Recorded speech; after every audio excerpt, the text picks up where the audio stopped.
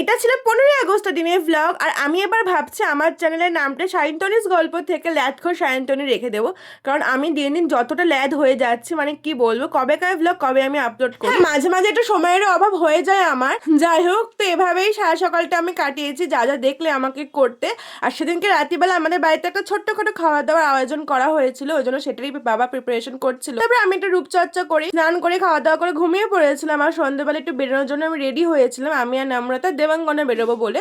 নম্রতা তাড়াতাড়ি চলে এসেছিল, বাট দেবাঙ্গনের আসতে প্রচুর লেট করছিল, ওই জন্য বেরোনো হয়নি। বাস ওই সেজেগুজে বাড়িতে আমি বসেছিলাম। তবে একে একে সবাই এলো, রান্না বান্না শুরু হলো। আর জেঠু দারুণ রান্না করে। বাবার বন্ধুদের গ্রুপের মধ্যে 3-4 জন আঙ্কেল আছে যারা দুর্দান্ত রান্না করে, আমাদের কোনো পিকনিক বা গেট টুগেদার হলে তারাই রান্না করে।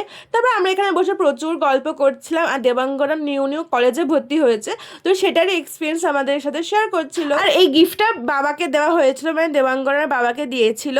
বাট আমার বাবার গিফট খোলার কোনো ধৈর্য নেই, তাই বাবার মেয়ে মানে আমি গিফটটা খুললাম। বেশ সুন্দর হয়েছে গিফটটা।